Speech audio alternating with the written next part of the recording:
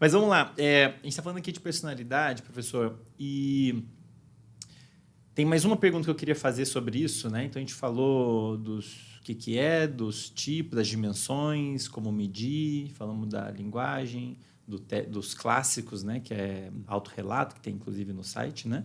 Falamos de mudança de personalidade, a princípio é possível mudar essas dimensões.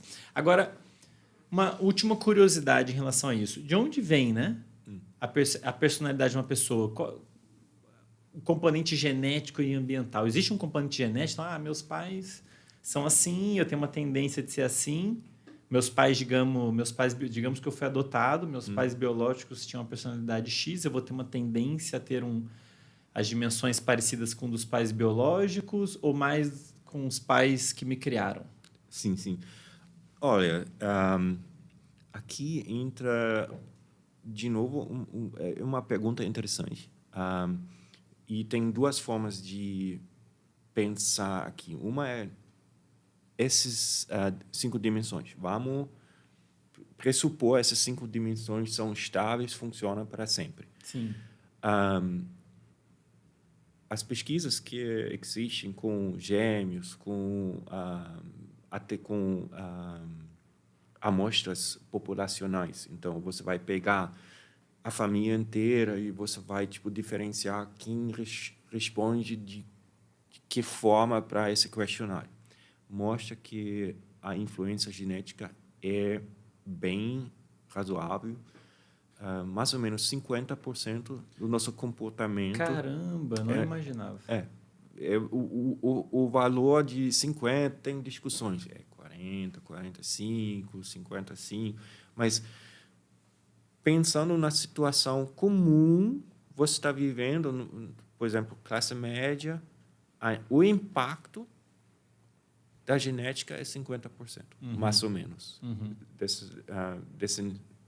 dessa faixa.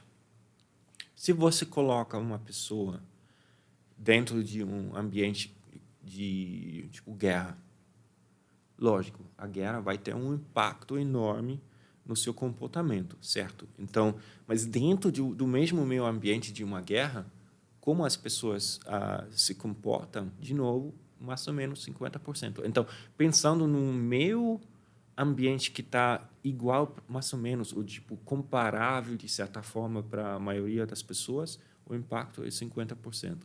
E o impacto, o que a gente entende hoje em dia, da família em si, é muito pequeno. É muito pequeno, menos de 10%. É mesmo?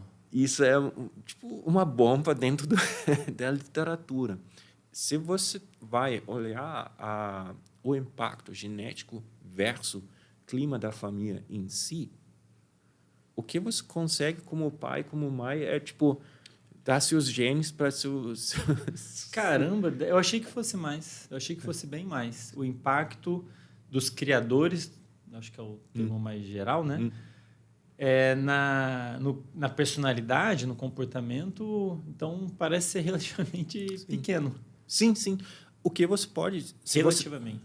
Se você pensa depois sobre o que você pode fazer como pai, como mãe, para seus filhos, é proteger eles, que eles não caem da janela. Ufa, estou mais aliviado agora. Não, sabe, porque... Estou mais aliviado. Então, Bernardo, agora vai ser diferente lá em casa. Porque, de certa forma, o maior impacto que a gente consegue ainda dar para os filhos é a escolha dos amigos. Porque o impacto da personalidade é muito maior dos amiguinhos. Olha aí, falei isso com ela acho que ontem. Sei lá que dia que foi, né? Interessante. E aí, então, porque eu já ia te perguntar dos outros 40%. Vamos colocar assim, só para ter uma ideia de valor. Então, 40%, 50% parece ter um componente genético forte. O que talvez não seja tão surpreendente, que eu estou lembrando também dos estudos que fizeram uma avaliação similar para predisposição a desenvolver vício, dependência química. E era um valor... o componente genético contribui bastante, né? Para isso. Mas, então, vamos botar uns 40%, 50% a genética, uns 10% os pais, os outros 40% ficariam amigos, escola?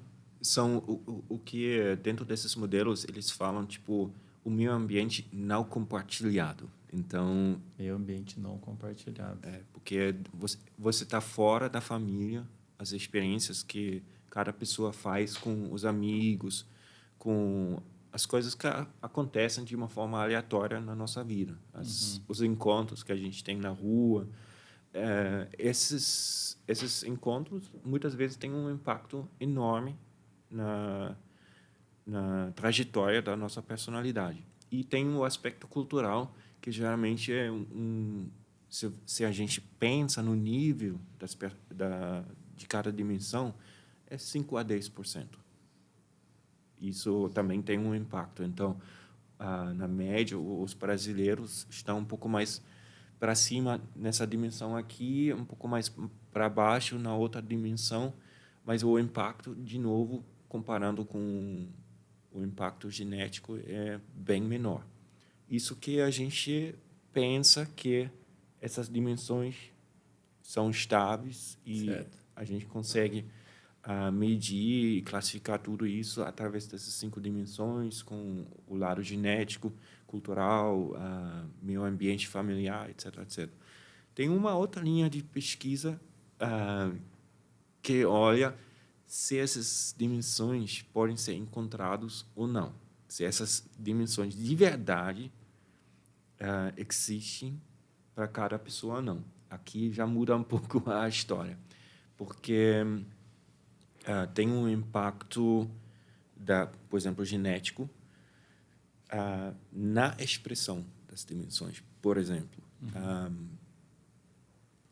tem algumas pesquisas implicando isso, um lado que é muito menos desenvolvido dentro da psicologia, mostrando, por exemplo, a capacidade cognitiva, então sua forma de interagir com o mundo, então inteligência, de certa forma. Eu não gosto muito do termo inteligência, mas também não, mas vamos lá. Todo mundo está usando. Se você tem em aspas, inteligência maior, você vai mostrar uma estrutura da personalidade que se encaixa mais com os 5 fatores.